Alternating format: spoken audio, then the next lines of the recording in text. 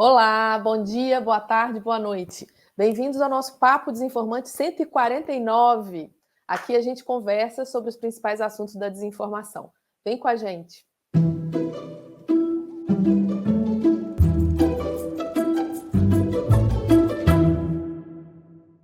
Hoje a gente está com a sala cheia. Gabriel Tourinho, nosso designer, Nina Santos, nossa coordenadora, Matheus Soares, nosso repórter, e eu, Ana D'Angelo, essa que vos fala.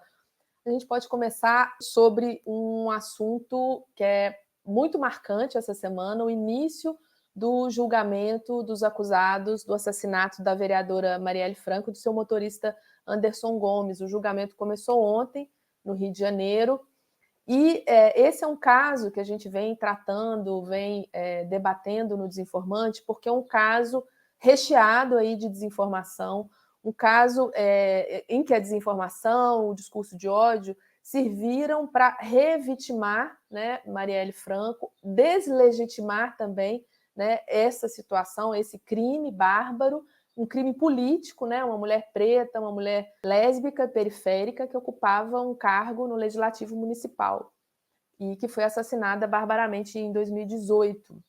A gente já tratou desse caso. O nosso primeiro ponto de vista, por exemplo, da Gabriela de Almeida, pesquisadora da UNB, tratava um pouco sobre as camadas de desinformação logo depois que Marielle foi assassinada, né? Quer dizer, associando ela ao crime, como se tivesse sido uma justiça, né, entre aspas, por ela ser associada ao crime ou por ela merecer, de alguma forma, por ser defensora dos direitos humanos. E também a gente viu desinformação para se solucionar o caso, né? Para se chegar a esse julgamento, até esse momento, houve também desinformação, cortina de fumaça, tentativas aí de atrapalhar as investigações. Queria ouvi-los sobre isso, sobre o caso. Ontem eu acompanhei parte do julgamento, a transmissão do julgamento, e eu vi também que muitas fake news voltaram, inclusive essa de associação dela ao crime, né? Voltaram nos comentários da transmissão. Em algum momento foi moderado, mas depois voltavam, né, acusações. E, enfim, acho muito grave assim essa situação, né, Nina? Pois é, Ana, esse é um caso bem emblemático, não só da vida política brasileira, mas da própria discussão sobre desinformação, né? Eu acho que foi o assassinato de Marielle que mostrou não só a importância de debater a questão da desinformação e como a desinformação estava ganhando espaço na nossa sociedade, mas como ela estava gerando efeitos muito concretos na vida das pessoas, efeitos que podiam ser sentidos por todo mundo e por toda parte. Então, acho que esse é um caso muito emblemático, além de que ele mostra como que a desinformação afeta de maneira desigual diferentes partes da sociedade, né? O fato de você ser mulher, o fato de você ser uma pessoa negra, o fato de você ser periférico, de você ter uma sexualidade que não é a normativa, digamos assim, na sociedade, faz com que você seja mais alvo desse tipo de processo. Então, é um caso muito emblemático, a gente está acompanhando de perto, tanto porque tem uma sensação geral, né, de necessidade por justiça. Então, eu estava olhando um pouco ontem as postagens em relação ao júri, e a palavra justiça é uma das palavras que mais aparece, né? Tem uma demanda muito grande por justiça nesse caso, mas também justamente porque a gente sabe que muitos dos ataques que Marielle sofreu no momento do seu assassinato voltam nesse momento do julgamento. Então, a gente está tentando acompanhar de perto, tentando ter dados para analisar como é que as pessoas estão se manifestando sobre esse momento e, evidentemente, muito atentos ao desenrolar do próprio júri para ver se finalmente daremos mais um passo, né? Mais uma etapa, avançaremos mais uma etapa em garantir aí que se tenha minimamente justiça nesse caso do assassinato de Marielle e do motorista Anderson, né? Então é isso, acho que é muito simbólico que a gente esteja vivendo isso nesse momento, e acho que vale a gente acompanhar na medida do possível, porque também é muito duro acompanhar isso, mas acompanhar tanto o júri quanto as repercussões do júri nos ambientes digitais, para entender, afinal de contas, onde estamos hoje, onde estávamos no momento do assassinato de Marielle e, sobretudo, como é que a gente faz para se mover daqui para diante, né? É isso, Nina. E eu vejo também que a gente teve um avanço, né, na discussão da violência política de gênero de lá para cá, né? Eu acho que a criação do Instituto Marielle Franco, a divulgação, né, da defesa e da proteção de mulheres negras e de mulheres em cargos de decisão, em cargos públicos, isso também com a Manuela Dávila criando o instituto dela. Acho que a gente teve um avanço nesse sentido de mostrar exatamente a vulnerabilidade desse público, né, dessa camada da população que resolve, né, se aventurar na vida pública e que acaba virando vítima mesmo, né, de processos de violência, né? Com certeza, inclusive a própria lei de violência política, né, e a forma como a violência política de gênero é tratada dentro dessa lei. Então, inclusive do ponto de vista legal, também tivemos avanços nesse período. Certo, vamos continuar acompanhando o assunto, gente. Vou passar aqui para uma outra pauta, que são as deepfakes durante campanha eleitoral. A gente tem a novidade tanto das deepfakes terem se popularizado, é mais fácil fazer, mais barato, enfim, tem ferramentas gratuitas, quanto a novidade da proibição da deepfake durante períodos de campanha eleitoral, uma proibição que foi determinada aí pela Justiça Eleitoral. Quem acompanhou um estudo feito para se monitorar, para ver como foram as decisões da Justiça em relação a deepfakes, foi o Matheus. Conta para a gente, Matheus.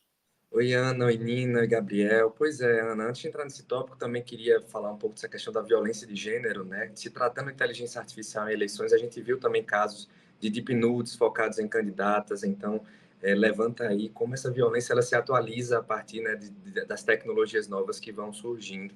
Infelizmente, a gente viu também casos, enfim, relacionados à inteligência artificial com violência de gênero durante essas eleições. Mas então, recentemente o Laboratório de Governança e Regulação de Inteligência Artificial do IDP e o Ethics for AI lançaram uma nota, né, uma nota técnica sobre o entendimento dos tribunais eleitorais em relação ao uso das deepfakes nas eleições brasileiras desse ano. E de acordo com o documento, as principais conclusões foram que a resolução sobre a aplicação de IA do Tribunal Superior Eleitoral, o TSE, inovou ao estabelecer diretrizes sobre o assunto, mas, ao mesmo tempo, houve diversidade no entendimento das decisões dos tribunais regionais eleitorais, os TREs, né?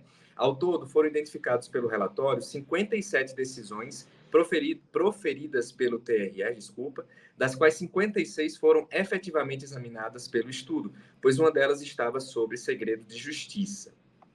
Então, em relação ao TSE, o relatório, né, a nota do IDP e do Ethics for AI, afirma, como eu falei, que eles inovaram ao estabelecer pela primeira vez diretrizes para o uso da tecnologia em contexto eleitoral. E, de acordo com o relatório, foram 4 inovações trazidas pelas normas. A primeira delas foi a criação de regras de transparência para o uso de IA.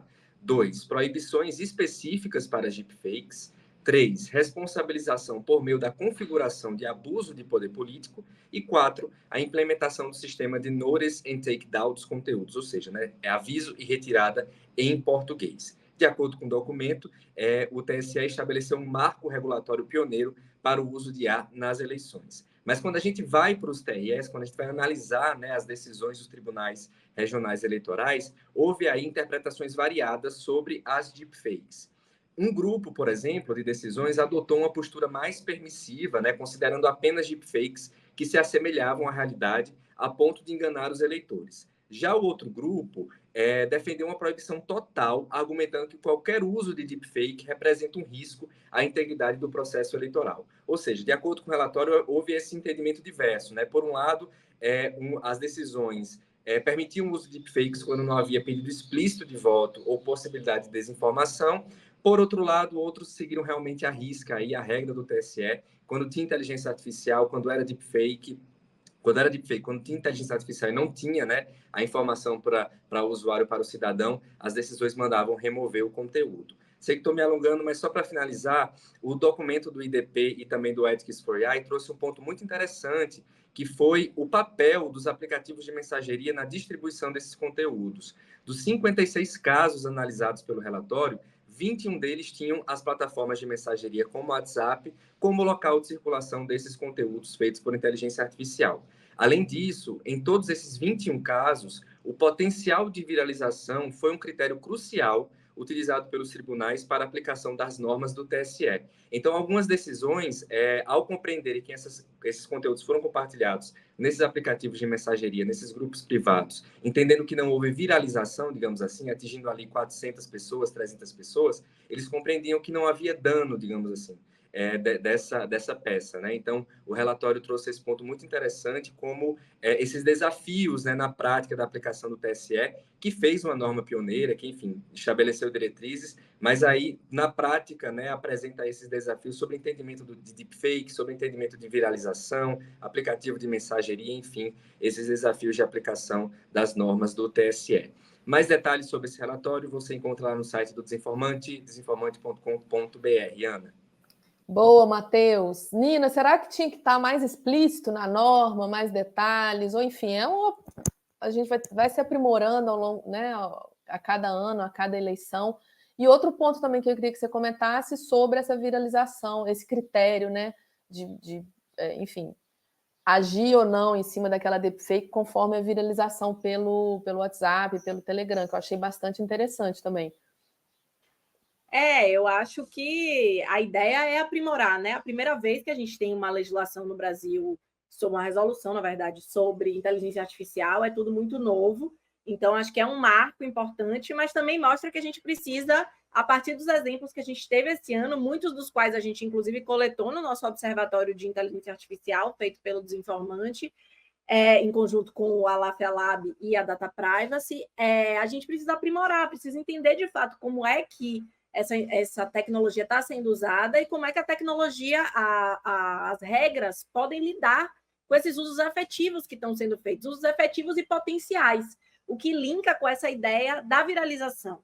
Eu acho que utilizar a viralização como medida é algo muito interessante, porque, de fato, isso tem a ver com o impacto que o uso da tecnologia tem na sociedade, né? É completamente diferente você usar a tecnologia para criar algo que vai atingir 3 pessoas e criar algo que vai atingir 3 milhões de pessoas. Então, acho que essa viralização é algo interessante para ter na equação. O problema que eu vejo é considerar essa viralização como a priori, né? Quer dizer, para você julgar casos que já aconteceram, é uma medida interessante, mas é muito difícil você conseguir prever essa viralização. Portanto, não me parece que seja um critério tão significativo quando você está produzindo regras que vão valer para frente, né? Uma coisa é você julgar os casos já passados, aí acho que é interessante, mas quando você está produzindo regras para casos que ainda virão, aí esse é um elemento que me parece muito difícil de ser incorporado. Mas aí temos 2 anos pela frente para ver quais vão ser as regras que serão aplicadas em 2026, né? Dever de casa para o país. Isso aí. Gente, eu tenho uma notícia. A gente vai descontinuar o papo por um tempo. A gente agradece imensamente a audiência nesse formato. Uma vez por semana a gente vem aqui contar sobre as últimas da desinformação. Mas o papo vai dar um tempo, o Desinformante continua, né, Gabi? Então, o Desinformante continua, não sei se eu posso falar isso, né, mas num novo formato, mas com todo o legado, né, e todo o aprendizado que a gente teve, agradecendo toda a equipe que fundou, né, e fez o Desinformante o que ele é hoje, assim, um projeto potente, forte, e que as pessoas confiam, sabe, e tem a gente como fonte, então, enfim, esperamos continuar nesse mesmo foco, nessa mesma pegada. E é isso, gente, passando para agradecer mesmo, sabe? É isso. Valeu, Gabs. Gabs, nosso designer. Matheus, Nina, querem falar para o pessoal? Sim, Ana, foi uma honra, assim. Eu entrei no papo 49, esse é o 149, ou seja, passei 100 manhãs de quinta-feira fazendo esse ritual de ligar o computador, né? Para quem não sabe, o papo é gravado na manhã de quinta-feira. Ligar o computador, ligar a câmera e conversar sobre as últimas da desinformação. É uma honra, assim, uma felicidade de fazer parte disso. E como a Ana falou, né? Enfim, o papo está descontinuando, mas esperamos aí que volte em outra reformulação, enfim, outro momento. É isso aí, gente, é isso aí. Novos momentos, novos desafios ou mesmo os desafios reformulados, mas a gente segue aqui. A ideia é continuar pensando como melhorar a nossa forma de se comunicar com o nosso público, como fazer com que esse debate da desinformação atinja cada vez mais pessoas e de maneira cada vez mais qualificada. Então, a gente vai dar um tempo no papo, A gente vai pensar em algumas reformulações do projeto, mas continuem nos acompanhando no site, nas redes, o Desinformante continua aí, e em breve, com certeza, a gente vai ter mais novidades para compartilhar. Com certeza, esses 149 episódios fazem com que a gente precise agradecer a muita gente. Queria agradecer aqui no ar a Tomás, que nos ajuda aí não é nem desde o episódio 1, é desde os episódios piloto que a gente gravou e que nunca foram para o ar, ainda bem, mas que nos ajudou também todos que foram para o ar. Agradecer imensamente a Ana, que tocou assim, a nossa editora de tudo e todos os momentos, que tocou isso com brilhantismo. E a Matheus, a Liz, a Lena, a Gabriel, a Paula, a Rodolfo, que foi nosso colaborador durante muito tempo também, e outras pessoas que colaboraram aqui nesse papo, fizeram participações especiais. E então fica aí essa nossa história de 149 episódios até aqui, e fica também a curiosidade e a possibilidade de construir novas coisas daqui para diante. Então, seguimos juntos no futuro caminho aí, seja lá qual for, mas em breve a gente anuncia novidades para vocês. Boa, Nina! Eu agradeço também imensamente a todos vocês, agradeço aos espectadores, aos ouvintes do nosso podcast, e agradeço muito ao Tomás, que cortou aqui as bobeiras, fez com que a gente parecesse mais inteligente do que é. Então, até breve. Eu prefiro dizer assim, até breve. Obrigada, gente. @desinformantebr no Instagram, no TikTok, no Blue Sky, no X. Perfeito. E até logo. Tchau.